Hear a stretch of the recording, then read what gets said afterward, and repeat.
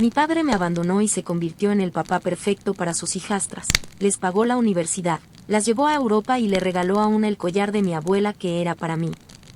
Pero cuando me casé no lo invité y su mensaje después me dejó sin palabras. Tengo 27 años, me llamo Valeria y trabajo en marketing digital.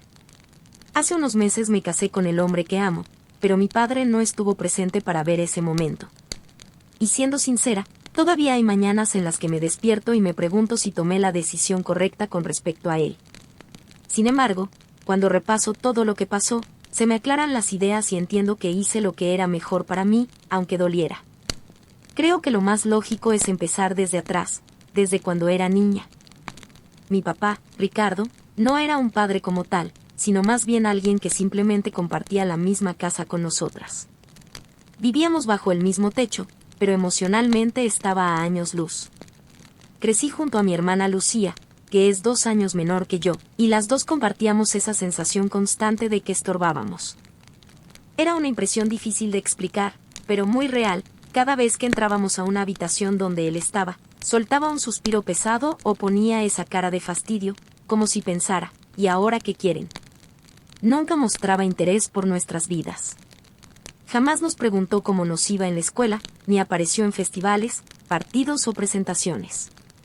Cuando intentábamos contarle algo importante para nosotras, se notaba clarísimo cómo dejaba de prestar atención. Su mirada se perdía en el teléfono o se quedaba pegado a la televisión, como si lo que decíamos fuera ruido de fondo. Mi mamá intentaba compensar su ausencia siendo el doble de atenta, más presente, más cariñosa, pero eso no borraba la realidad de que nuestro propio padre se comportaba como si fuéramos un error que le tocó aguantar. Hay recuerdos que se te quedan clavados para siempre. Uno que todavía me duele pasó cuando yo tenía unos 10 años. En la escuela hicimos un proyecto por el Día del Padre y dibujé a nuestra familia con mucha ilusión. Cuando se lo entregué, apenas lo miró y dijo algo como «Ah, qué bonito», y lo dejó olvidado sobre la mesa de la cocina. Nunca lo puso en el refrigerador ni en ningún lado visible. Una semana después lo encontré en la basura. Ese tipo de cosas, aunque parezcan pequeñas, se quedan grabadas muy hondo. Cuando cumplí 15 años, mis padres finalmente se divorciaron. Y aunque suene feo decirlo, para mí fue un alivio enorme. La tensión que se respiraba en esa casa era insoportable. Mi mamá se quedó con nosotras, y él se mudó a un apartamento a unos 30 minutos. Al principio, yo todavía tenía esperanza. Pensé que, al vernos menos, quizá nos extrañaría y querría aprovechar mejor el tiempo con nosotras. Qué equivocada estaba. Durante los primeros meses después del divorcio, nos recogía cada 2 fines de semana, tal como decía el acuerdo de custodia. Pero se notaba que lo hacía por cumplir, no por ganas. Nos llevaba a comer algo rápido o al cine, y mientras Lucía y yo intentábamos conversar, él pasaba el tiempo mirando su teléfono. Con el paso del año, las visitas empezaron a espaciarse. Cancelaba a última hora, decía que tenía trabajo, inventaba excusas, hasta que, básicamente, dejó de intentarlo por completo. Cuando cumplí 18, ya casi no lo veía. Lo que no sabíamos, y esto todavía me parte el corazón, era que mi padre ya tenía otra vida montada. Había conocido a una mujer llamada Elena, que tenía 2 hijas de una relación anterior, Sofía y Camila. Resulta que llevaban saliendo cerca de 2 años antes de que Lucía y yo nos enteráramos de su existencia. Y no fue él quien nos lo contó. Nos enteramos por casualidad. Una prima vio fotos en Facebook de una boda, la boda de nuestro padre con Elena. Y ahí estaban Sofía y Camila, vestidas preciosas, participando como damas de honor o algo así, totalmente integradas. Nosotras ni siquiera sabíamos que se iba a casar. Ni una llamada, ni un mensaje, nada de nada. Cuando mi mamá nos lo dijo, porque ella también se enteró por redes sociales, sentí un golpe en el estómago. Lucía empezó a llorar enseguida. Yo, en cambio, me quedé paralizada, como en shock. Intenté llamarlo y me mandó directo al buzón. Le escribí mensajes, preguntándole cómo había sido capaz de ocultarnos algo así, y su única respuesta fue fría y cortante, que era su vida privada y que no tenía por qué dar explicaciones. Ese fue el punto de quiebre. Lucía y yo lo bloqueamos de todos lados y decidimos cortar el contacto por completo.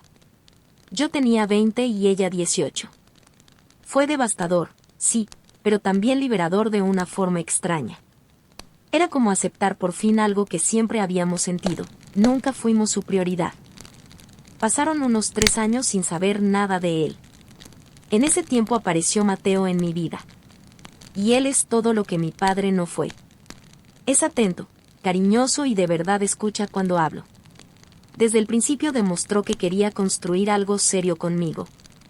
Después de 2 años juntos, me pidió matrimonio. Fue un momento precioso, en la playa, al atardecer, súper romántico. Yo, obviamente, dije que sí. Pero cuando empecé a organizar la boda, ese tema pendiente con mi papá volvió a aparecer. Había una parte de mí, la parte que todavía era una niña esperando que su padre la quisiera, que pensaba que quizá debía darle otra oportunidad. Tal vez, al saber que me casaba, reflexionaría y se daría cuenta de lo que se había perdido. Así que hice algo que, probablemente, fue un error, pero necesitaba saber la verdad. Lo desbloqueé en Facebook. Y lo que encontré me rompió de una forma que ni siquiera sabía que era posible. Su perfil era como un escaparate de la familia perfecta. Fotos y más fotos con Elena, Sofía y Camila, todos sonriendo, felices. Viajes a Disney, vacaciones en la playa, recorridos por Europa. Aparecía en sus graduaciones, en recitales de baile, en cumpleaños con fiestas enormes. En una imagen estaba ayudando a Sofía con la tarea, sonriendo orgulloso, y el texto decía algo como que estaba orgulloso de su niña inteligente. En otra abrazaba a Camila con una frase que lo llamaba el mejor papá del mundo. Ver eso me revolvía el estómago. Pero todavía faltaba lo peor. Seguí revisando sus publicaciones, como si me estuviera haciendo daño a propósito, y encontré un post de unos 6 meses antes donde anunciaba con orgullo que iba a pagar la universidad completa de Sofía y Camila. Decía que no quería que se preocuparan por préstamos estudiantiles y que, como padre, era su deber asegurarles un buen futuro. Mientras tanto, Lucía y yo tuvimos que pedir préstamos para todo, trabajar en 2 empleos mientras estudiábamos, y él jamás ofreció ayuda. Cuando tenía unos 19 años, me acerqué a él para pedirle ayuda con algo muy concreto. Solo necesitaba cubrir los libros de texto de ese semestre, que costaban alrededor de $500. No era un lujo, era algo básico para poder estudiar. Su respuesta fue que ya era adulta y que debía aprender a ser responsable con mi dinero. Así, sin más. Mientras tanto, ahí estaba él, prometiendo pagar absolutamente toda la universidad de las hijas de Elena sin dudarlo ni un segundo. Pero lo que vino después fue todavía peor. Hubo una foto que me revolvió el estómago. Sofía llevaba puesto un collar que reconocí al instante. Era el relicario antiguo de mi abuela, la mamá de mi papá. Dentro tenía fotos familiares, y para mí no era solo una joya, era un recuerdo lleno de historia. Cuando mi abuela murió, yo tenía 14 años, y antes de irse me dijo que ese collar algún día sería mío. Incluso mencionó que se lo había dicho a papá. Durante años esperé que me lo diera. Después de cumplir 18, pregunté un par de veces, y él siempre contestaba lo mismo, que lo tenía guardado en un lugar seguro y que me lo entregaría cuando llegara el momento adecuado. Pues ese momento adecuado al parecer fue el cumpleaños número 18 de Sofía. Ahí estaba el collar, colgado de su cuello en una foto. Y el mensaje decía algo como que le estaba regalando a su dulce Sofía una reliquia familiar muy especial. Como si Lucía y yo no formáramos parte de esa familia. Ese día llamé a Lucía llorando, sin poder ni hablar bien. Le conté todo lo que había visto y ella se metió también a revisar su perfil. Terminó igual de destrozada que yo. Pero todavía quedaba otro golpe. Encontramos un álbum completo de una fiesta de cumpleaños que él organizó para Sofía y Camila. Lo que más dolía era que Sofía cumplía años literalmente una semana después que yo. Esa fiesta parecía sacada de una película, globos por todas partes, DJ, catering, un montón de invitados, algo enorme. Ese mismo año yo había cumplido 22 y él ni siquiera me envió un mensaje de texto. Ni un feliz cumpleaños. Nada. Pero para ella sí había tiempo, dinero y entusiasmo. Ahí sentí que ya no podía seguir tragándome todo eso en silencio. Necesitaba decirle cómo me sentía. Así que le escribí un mensaje larguísimo por Facebook Messenger, porque ya ni tenía su número y, siendo honesta, aunque lo hubiera tenido, dudaba que contestara. En ese mensaje fui completamente sincera. No lo insulté ni fui cruel, solo le hablé desde el dolor. Le expliqué lo abandonadas que nos habíamos sentido, lo mucho que nos había marcado que se casara sin decirnos nada, y lo difícil que era ver cómo les daba a sus hijastras todo lo que a nosotras nos negó. Le confesé que sus fotos me habían roto el corazón y que no entendía cómo podía ser un padre tan presente con ellas cuando con sus propias hijas nunca lo fue. Incluso le pregunté qué habíamos hecho mal, por qué no fuimos suficientes. Terminé diciéndole que me iba a casar.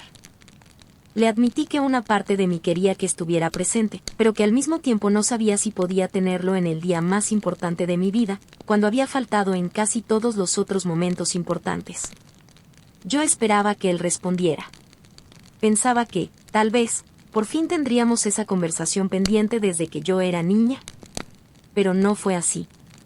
La que me contestó fue Elena, y su mensaje fue un ataque directo.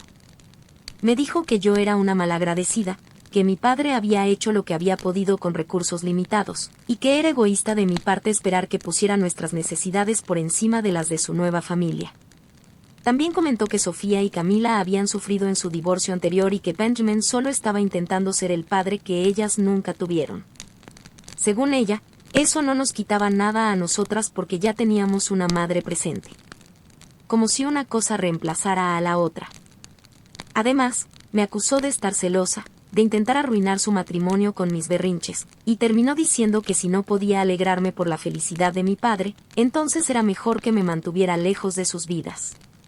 Mi papá nunca me respondió personalmente. Nunca. Eso pasó hace como 1 año y medio. Le enseñé el mensaje a Mateo y se puso furioso.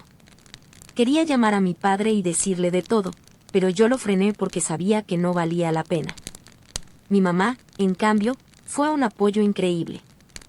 Me dejó llorar, me abrazó y me recordó que el rechazo de papá no decía nada sobre mi valor como persona. Aún así, hubo muchas noches en las que me quedaba despierta preguntándome qué tenían Sofía y Camila que yo no, qué había hecho yo tan mal para que mi propio padre me apartara de esa manera. Y entonces llegó la gran decisión, la boda. Lucía me preguntó directamente si pensaba invitarlo, y la verdad es que yo misma no sabía la respuesta.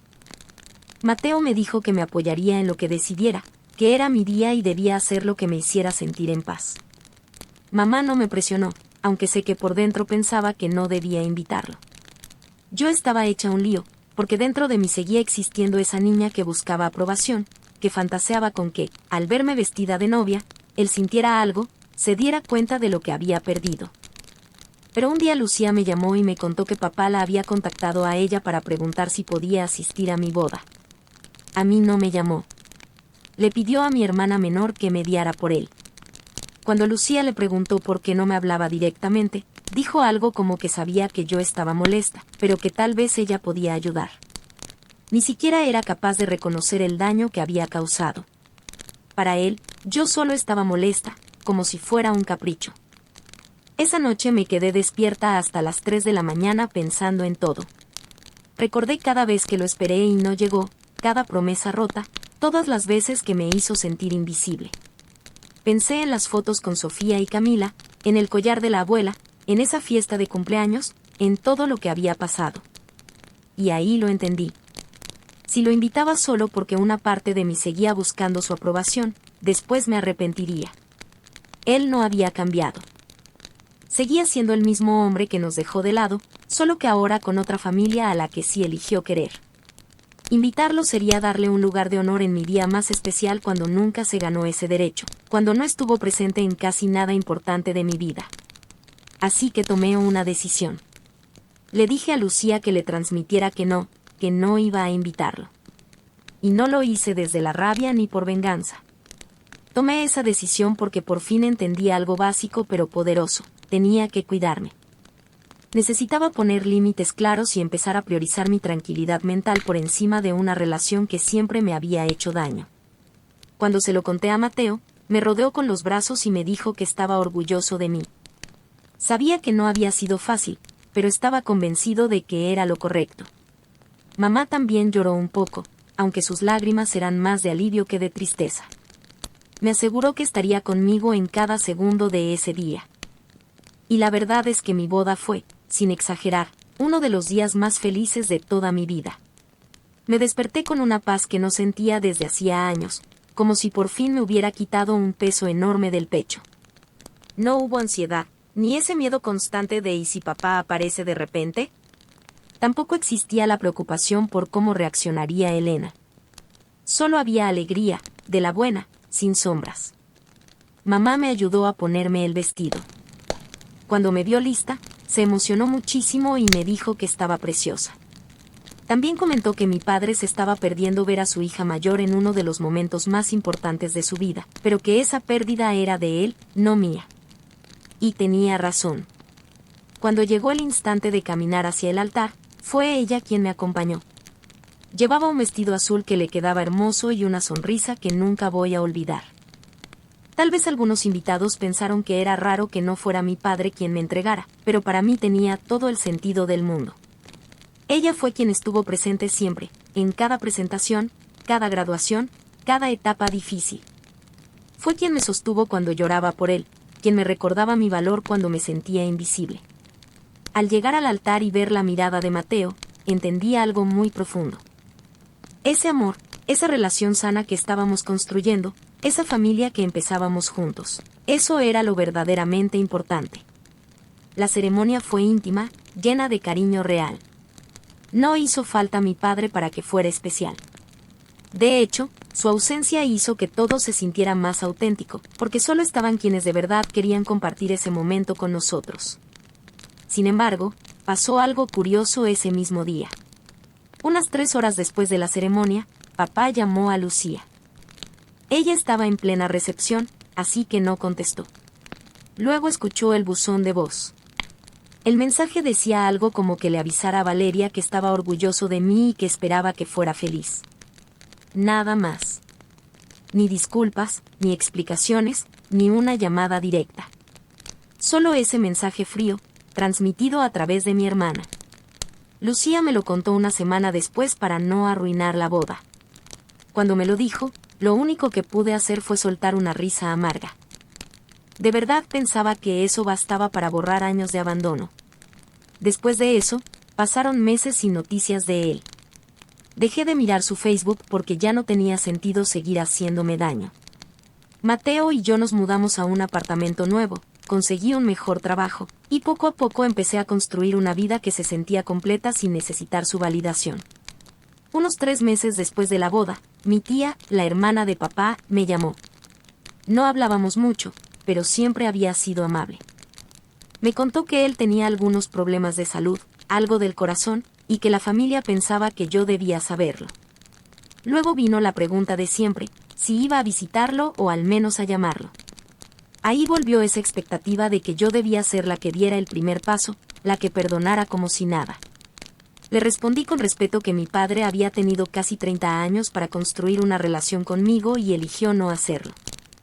Le dije que esperaba que se recuperara, de verdad, pero que no iba a correr hacia él solo porque ahora estaba enfermo. Eso no borraba todo lo demás. Mi tía guardó silencio un momento y luego dijo que me entendía, que quizá él necesitaba enfrentar lo que había perdido. Le agradecí por avisarme, y ahí terminó la conversación. Esa noche, Mateo me preguntó si estaba bien. Y sí, lo estaba. Me sentía en paz con mi decisión. Pasé años esperando una explicación, una disculpa, algo que me demostrara que lo nuestro había significado algo para él. Pero aprendí, y no fue fácil, que hay personas que simplemente no pueden darte lo que necesitas. No siempre porque no puedan físicamente, sino porque no saben, no quieren o no les importa lo suficiente. Yo ya no puedo seguir dejando mi vida en pausa esperando que se convierta en el padre que necesité. Hace un par de semanas, Lucía y yo fuimos a tomar café y volvimos a hablar del tema. Ella ha sido un poco más flexible, lo desbloqueó y a veces interactúa con sus publicaciones. Me dijo que entiende por qué yo no puedo hacer eso. Me preguntó si algún día creía que podríamos tener una relación con él. Le contesté con honestidad que no lo sé. Tal vez, si él realmente cambiara e hiciera un esfuerzo real por reparar el daño, pero eso no pasa solo porque él decida aparecer de repente. No funciona así. De todo esto saqué una lección que debía haber entendido hace mucho. No puedo obligar a mi padre a quererme como yo necesito. No puedo forzar el arrepentimiento ni cambiar el pasado. Tampoco puedo transformarlo en alguien diferente. Lo único que sí está en mis manos es decidir cómo quiero vivir y con quién compartir mi vida. Y también decidir que no voy a seguir esperando que alguien que nunca estuvo presente aparezca de la nada a validarme. Hay días en que todavía duele, claro que sí. Veo a Mateo con su familia, como su papá se involucra, pregunta por nosotros, demuestra interés genuino, y no puedo evitar pensar en lo que Lucía y yo nos perdimos. Pero después levanto la mirada y observo la vida que he creado a mi alrededor, un esposo que me quiere sin condiciones, una mamá que jamás se ha ido, amigos que se convirtieron en la familia que yo elegí. Entonces entiendo algo importante. Tal vez no necesito ese cierre que durante años creí indispensable. Quizá el cierre no llega cuando mi padre admite sus errores o me pide perdón. A lo mejor llega cuando acepto que hice lo mejor que pude con las cartas que me tocaron, y que eso ya es suficiente. Hace poco, Mateo y yo estábamos viendo las fotos de la boda, recordando ese día.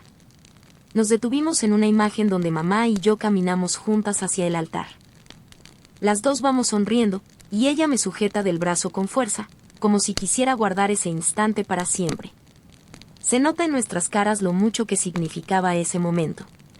Mateo miró la foto y dijo que era preciosa, que mi mamá se veía radiante de felicidad. Y tenía razón. Esa imagen era tan especial precisamente porque la persona correcta estaba a mi lado, quien de verdad se ganó ese lugar. No hizo falta mi padre para que ese instante fuera perfecto. No tengo idea de qué pasará más adelante. No sé si algún día él reconocerá el daño que causó, si intentará arreglar las cosas o si yo estaré preparada para eso, en caso de que ocurra. Lo que sí tengo claro es que ya no voy a detener mi vida esperando algo que quizá nunca llegue. También decidí que no voy a seguir revisando sus redes sociales para hacerme daño viendo su familia feliz. Tampoco voy a seguir preguntándome qué hice mal o por qué no fui suficiente, porque ahora lo entiendo mejor que nunca. El problema no era yo. Fue él quien eligió no estar, quien decidió priorizar otra vida. Esas fueron sus decisiones, no las mías. Hoy tengo una vida buena, de verdad buena. Tengo a un esposo increíble que me quiere tal como soy. Tengo a una madre que lo dio todo por nosotras y que merece todo mi amor. Tengo a Lucía, que comparte conmigo esta historia y me entiende a un nivel que nadie más puede. Y con eso basta. Más que basta. No necesito la aprobación de mi padre para saber que valgo. No necesito que él se sienta orgulloso para sentir orgullo por mí misma. El cierre que tanto esperaba que viniera de él, al final me lo di yo. Y, sinceramente, ha sido una de las decisiones más liberadoras de toda mi vida.